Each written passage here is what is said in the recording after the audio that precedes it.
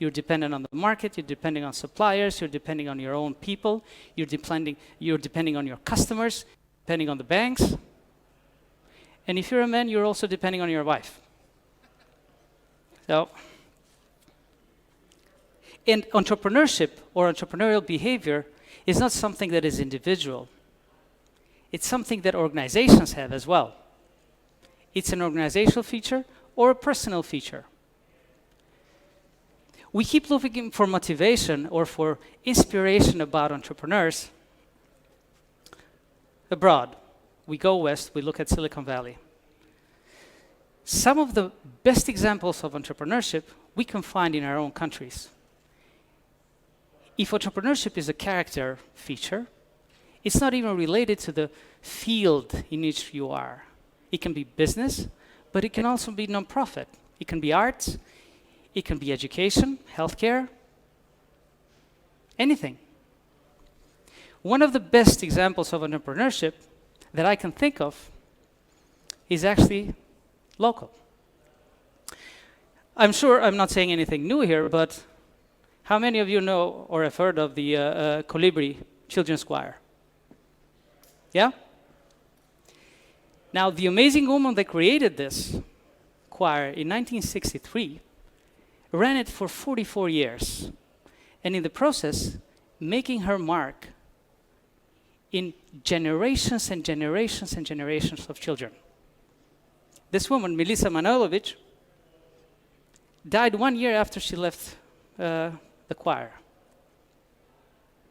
As a side note, if you haven't heard recently their interpretation of Najlepša je zemlja moja or Tamo daleko, check it out. If it doesn't give you goosebumps, you gotta see a doctor because there's something seriously wrong with you. Now, this topic about entrepreneurship is not the topic of my discussion. The second myth is the topic of my discussion. Far too often, we put an equal sign between technical progress, about invention, and innovation. One of them is something that takes place. You make something new. Innovation is actually a process.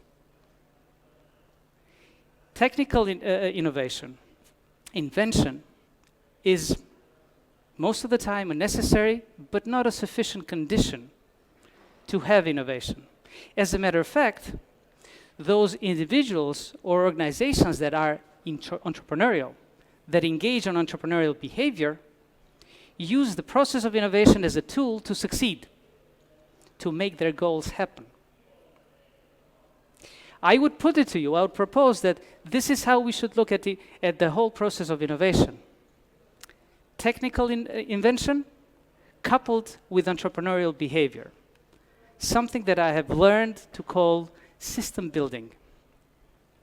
That's what I would like to cover in this particular presentation. Some of the the best examples of innovation as such are actually have nothing to do with technical in the strictest sense of the word invention. For instance, the limited liability company as a concept. Most people think that it's something that has existed forever. It actually originated in Britain in the second half of the 19th century. Before that, as an investor, as someone who created a business, you had unlimited liability. You could end up in jail, in prison, for debts that you owned. There were debtors' jails in the United Kingdom at that time, which stifled both the process of creating new businesses, and it didn't give a chance to people that wanted to invest money to make money. We talk about innovations as something being simply related to internet or to technologies. I put it to you that Facebook, or God forbid, Pokemon Go, have changed far fewer lives than the washing machine. Yeah? Or consumer credit. Credit as an institution, lending money for profit, has existed for as long as people have existed. In the list of the oldest professions, it's somewhere in the top 3. From the moral standpoint, I'm not sure which one is the oldest. No? So, my topic is that you need system building skills. You need entrepreneurial behavior to make an invention an innovation. Now, let me give you a brief background about myself, hoping that I'll convince you that I can speak somewhat competently about this topic. I was born and raised in Albania. Now, my defense, nobody's perfect. But I spent more than half my life outside the country. Mostly in Bulgaria, but I've lived in UK, US, France. Mostly dealing with financial institutions. But sometime at the end of 2001, 2002, I helped create a company, a small startup, maybe the fourth or the fifth in my life, the others died, dealing in consumer credit, providing small loans, microloans to the Bulgarian population. We started with 4 people, 5 computers, in 20 square meters of space. By the time we sold this company to a French bank, in mid-2007, we had close to 3,000 people. We had given more than 1.5 million loans for more than €500 million to close to 23% of the active population of the country. We had 42% market share. We sold the company for close to $250 million. To this day, in the top 2 or 3 exits that small businesses have done in this part of the world. Now, going back to the topic of the conversation, if you accept my premise that technical progress, invention, needs entrepreneurial behavior to succeed, then any particular innovation as such is not something that just happens, you know? Someone makes it happen. The individuals or the organizations that make it happen, they are the proper entrepreneurs. Now, here's a trajectory of technological processes, progress and process. In the beginning of time, so to speak, you have a number of competing visions about a particular product, a particular market, a particular need in that market. And these visions compete viciously, even though there's very few people that have adopted them at this stage. Viciously to succeed, in order to end up at this dividing point where the dominant design of a product, of an industry, is established. You can think of many examples about it. One of them is the war at the end of 19th century between alternating current, as proposed and as defended by Nikola Tesla, and direct current, as proposed and defended by Edison. You can have the cars, combustion engines, electric cars, steam cars. All of them were competing relatively successfully with each other in the beginning of 20th century. GPS versus the American systems versus the South Asian systems. As someone who starts a business with a particular idea, it serves you well to consider in which stage of the development of the market you're going in. Are you competing in the early stage where it's not even clear what the market is?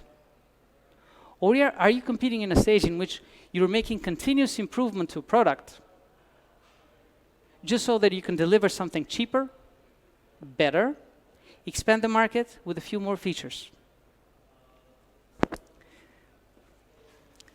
The reason why this is important is that it determines the kind of behavior that you have as an entrepreneur, individually or as an organization. You take different strategies, you approach the problem differently. That's what entrepreneurship is ultimately all about. Problem-solving skills. You don't leave it up to the market, you don't leave it up to the industry. Change really doesn't happen by itself.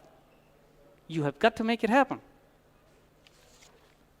Now, let's consider briefly these two elements of the innovation process, invention and system building. Here's something very obvious. An invention, to be successful, to become an innovation, first of all, has got to satisfy a particular need. Right? It's got to be useful to some people. Now, for myself, I thought that that particular toilet cover was a perfect present for Valentine's Day. My wife thinks I'm an idiot, but now, jokes aside though, you need to have a product that satisfies a particular need. Yet the quality of this product does not necessarily determine its success or its acceptance. Again, witness the war between AC and DC, something that we'll cover a bit later. The war between PCs and Macs. To this day, Mac is considered a superior product, yet PC rules the world. The war between VHS and Betamax. Sony produced the last Betamax a few months ago. It died. VHS ruled the market for 30 years before the CDs and other technologies and streaming came in the market. And finally, electric cars, and my favorite of all, iPhones. iPhone is just another freaking phone. It came out much later than the other phones. What made it really successful? Was it anything specific about its design? Okay, so you have one fucking button in there. Is that it? Looks leaner, prettier than the others? But so what? Other people can emulate and can copy it. It's not really about technology. So, let's consider system building, the entrepreneurial behavior. What makes the difference between failing and being successful? Digging a bit deeper into this. Look at these examples. Most of the companies in this list are successful, even though they don't own any assets, don't have any cars of their own, don't have any real estate, don't produce any software. They have given an opportunity to other people to sell their stuff and to sell it successfully. In the process, becoming filthy rich. Now, I'm giving these examples because they're closer to the current understanding of what innovation is. But we can speak about General Electric, we can speak about BASF, the chemicals company, all sorts of old industry companies, most of which people don't know, but they are equally successful, if not more so, and for a much longer time than new economy businesses. Now,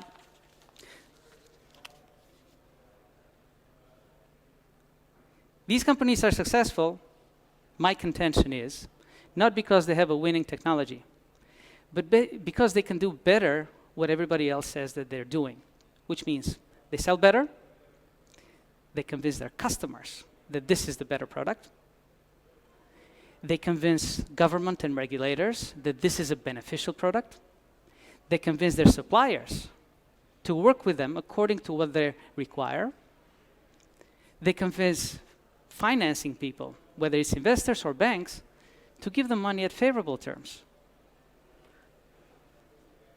This is a process that can be quite vicious. In the war between AC and DC, the two main proponents, Westinghouse on one side and Edison's General Electric on the other side, in one of the early examples of engaging the public, they tried to showcase the benefits of both industries. It just so happened that some people that were going up some of these AC towers, got electrocuted and died. Edison took advantage of it. They published articles. He actually hired people, engineers, to go out and say, this is a bad product, this is going to kill people. He actually went as far as to associate the electric chair with the alternating current. Now, consider Tesla's current issues with their autopilot. Someone dies. It's not clear whether this person died or they died because the autopilot is not working, because the software doesn't recognize the sensors, the car is bad, or because of some stupid behavior on the part of the client, customer. Yet, there's a regulatory storm, which Tesla faced. They need to engage all of these constituencies. You need to engage all of these constituencies in your business in order to succeed.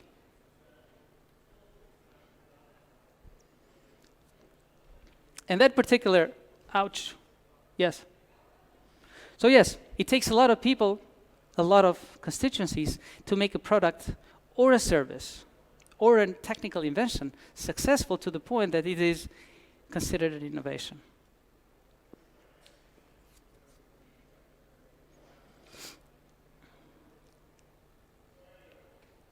That's the point of the technical invention. It grows up on a tree. But then the system builder, the real entrepreneur, shakes the tree and makes it fall down. Let's consider the example of Uber, the company that we love to hate. It's been fantastically successful, both in raising money and in expanding, and in convincing people all over the world that they provide a socially better alternative than the current taxi systems, because it's cheaper, it's more convenient. And they tend to shy aside from the comments that you're actually driving people out of work, you're not paying Social Security, you're pushing most of the costs on the drivers, you're actually subsidizing the drivers, so it's very hard to consider whether your business model is legitimately successful. And they're losing money. Still, it's absolutely incredible that they have managed to raise $10 billion. There are Fortune 500, Fortune 100 companies that have not raised this kind of capital in their lifetime, and at crazy valuations. So the question again is it because they have a winning technology? They haven't done anything disruptive. Sure, they use advanced algorithms, they use advanced software, tracking, GPS, and so on. But this is something that exists, right? The same goes for customers. We didn't even know that we needed Uber because we still had taxis, or public transport system, or our own cars. Is it really the market positioning? You start as a limousine service, and then you go down to a lower target market. But that's something, plain vanilla. It's something very simple.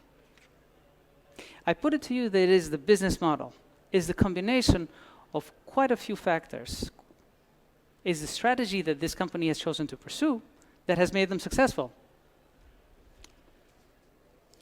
So what happens if you're not a system builder? Let's consider another example. Who was the better inventor of these two? Tesla, in his name, has about 300 patents. Quite a number of his inventions he didn't bother to patent. Edison, on the other hand, has about 1,900 patents on his name. But he had this funny habit of giving inventors a particular venue and the means and the tools to work on their ideas, and then conveniently attached his name to their inventions.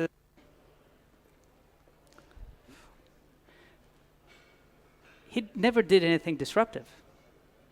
Actually, at one point, Tesla worked for him. And in addressing a particular problem, Edison is reputedly said to him, if you solve this, there's $50,000 for you, which at that time must have been like $500,000 or $1 million. And Tesla does, very quickly, and wants his money. Edison says something to the effect of, well, I was joking, you don't understand American humor here. I can increase your salary from $10 a day to $15 or $18 a day. Now, I imagine that Tesla, being a good Balkan person, has told him, znaš šta, jebi se, because he leaves and goes on to create his own businesses. Unfortunately, Edison was much better at system building than Tesla. Tesla was mostly interested in making shit up. He's by far, in comparison to Edison, recognized as an inventor, as a visionary in quite a few areas. But Edison is known as the father of the process of innovation. The result is, Edison died rich, well-respected. Tesla, the last few years of his life, lived in a hotel room in New York, and that hotel room was being paid by Westinghouse because they felt bad that they bought his patents very cheaply. And he died penniless, broken, and actually very bitter. Now, in the long run, Edison's legacy is General Electric, one of today the largest companies in the world. In the smaller world of techies or technology aficionados, you get this.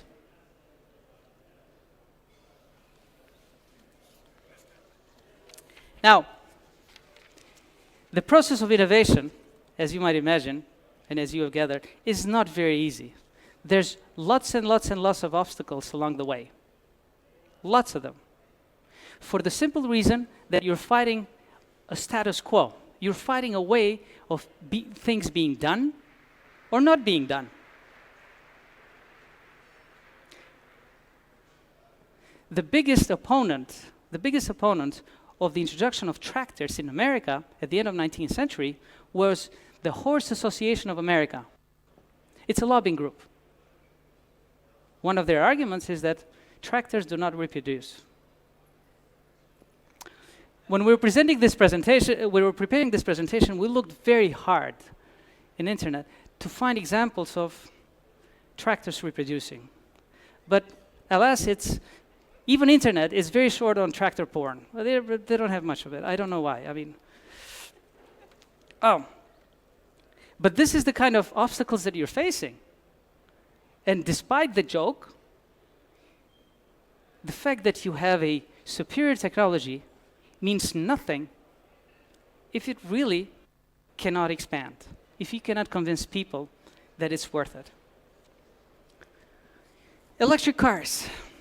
The electric motor, the electric car, just like the steam engine, existed, come on, I started later than the others, existed much earlier than the combustion engine. In the early 20th century, 1910, 1914, only 38% of the cars in America were combustion engine. 22% were electric cars.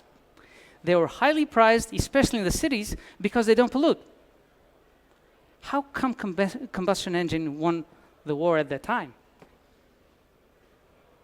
Simply because they were better business people. That's my explanation, at least. Well, now things are changing a little bit, yeah? Now, practical implications of system building. Ultimately, it's about 3 behaviors. Only 3. You have to engage both the public, your own community, and the private sector.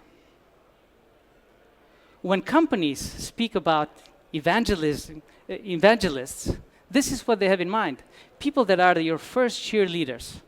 And you as an inventor, or as a business person, This is what you have to be in order to succeed. A cheerleader for your business. And I'd like to finish up with an example, again, from our own house.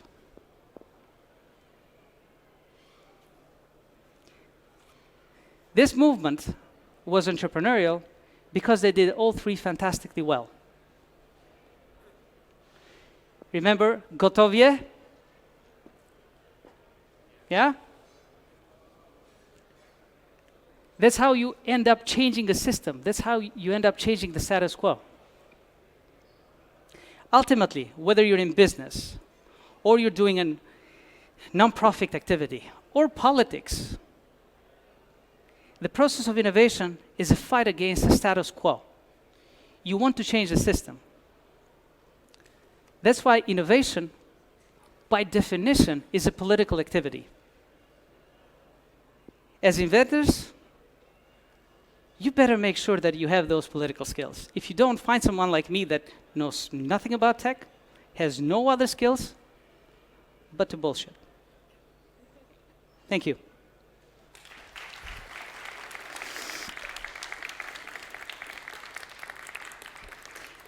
Happy to take any questions.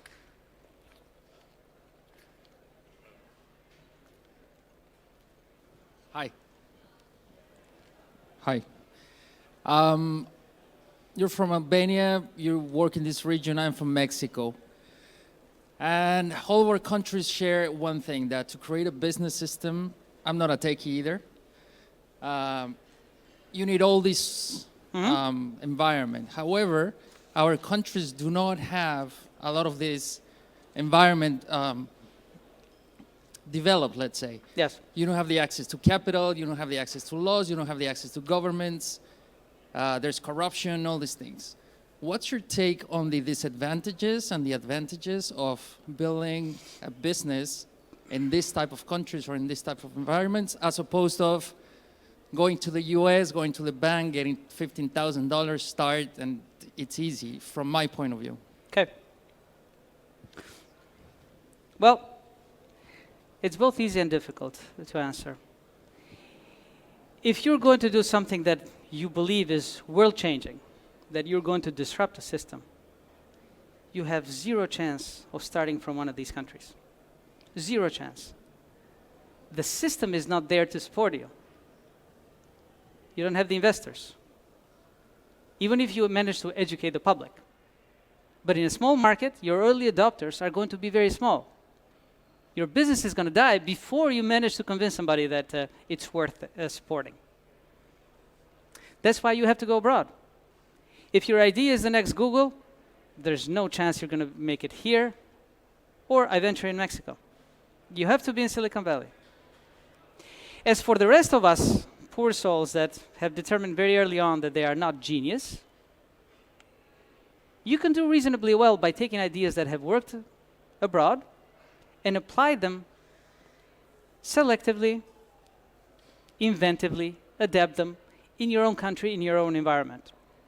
Does that mean that you have to play by the rules of the environment that in which you exist? Yes. After all, let's recognize that we all live in the gray area, right? There's no black and white. You determine the extent of the gray area with which you feel comfortable. You speak about corruption. Define it, decide what doesn't work for you, and don't do that. Yeah? I hope it helps. I have one question. Okay. So your last statement is pretty strong. You're saying innovation is political. Yes. I forget the word. So, I mean, innovation is innovation. Yes, exactly. So what you're talking here about is basically about making business out of innovation, not innovation itself. Because like Tesla has innovations there, are innovations. I mean, nothing stops us from making stuff. What you're talking here is about making business out of innovation. Yes. Because the process of innovation. Not the process itself. That's where I see the difference, where I don't agree with this sentence as it's written here. Because I can be innovative, I can make something, and I don't have to live from that. I can be whatever, I can, right? I don't have to be political activity, right? Earlier in the So- presentation, I defined innovation as a process that marries technical invention with entrepreneurial behavior. So in that sense, you're both right and wrong. Right insofar that, yes, with technical behavior, you can do something that is considered technological innovation. But business innovation, successful innovation, that cannot happen without the entrepreneurial behavior, which is the political part of the equation. Thank you.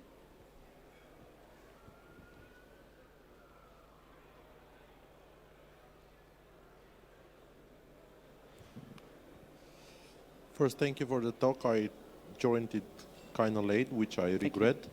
I have this feeling that in the last decade or so, we are lacking heavily on innovation, like true innovation that is going to push boundaries of either science or business or society even. And I want you to comment on this.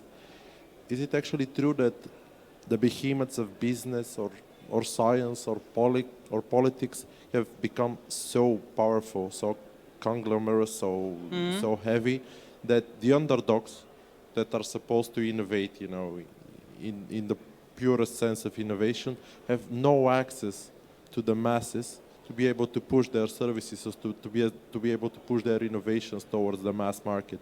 So in a way, they are suffocated at a very early stage.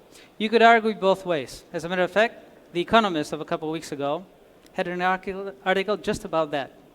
The large corporations are coming to own an increasing part of the business and of the world. Does this mean that does this make them less innovative? No. What they don't have, they buy. Most of the startups that work on a new idea end up selling increasingly to the larger companies. It's a way that these larger companies have found to remain competitive or to become more competitive. The way that larger companies are innovating is that they continuously redefine themselves. How do you go from producing electricity or selling the light bulbs like GE to producing engines and Internet of Things and having a software part of your business that does about $7 billion a year in sales? Does it mean that all is done and over for startups or for new businesses? No.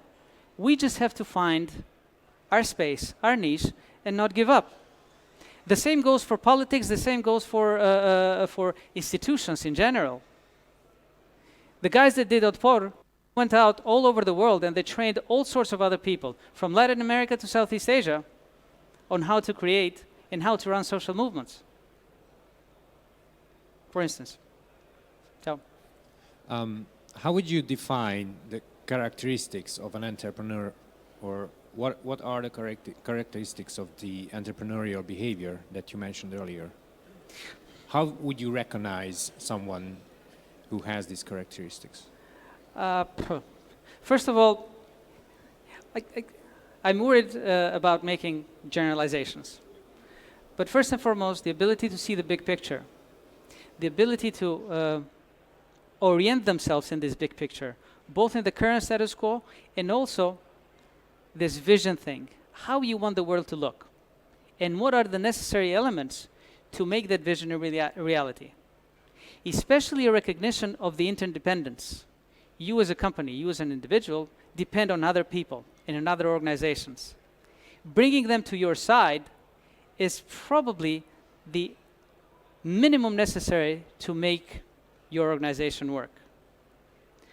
Which means that as an individual, you have to be maniacal about what you do, to the point that everybody else hates you, because that's the only thing you can talk about. In other words, eat, sleep, drink your business. That's as far as I will venture to go. So.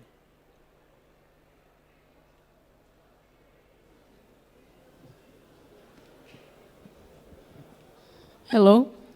Okay. So you said that entrepreneurial behavior is something that can be learned, and here it's a general assumption is the opposite, that an entrepreneur is not made but born. So Yes. how do you think it can be learned? I'm generally very stupid. And that's not a false modesty. You know, we are born with a God-given intelligence. What we make of it depends on us. So, and the same way, an invention is an invention. We're not the smarter for it as business people. The way that we use that invention makes us entrepreneurs. If you want to look for how this thesis is better explained, you ought to read Peter Drucker. He wrote the first book about entrepreneurship and the first scientific book about entrepreneurship. It's called Innovation and Entrepreneurship. The only book that I sold ever in my life. So, okay. I'm being told that we're done. Thank you for your attention and for the opportunity.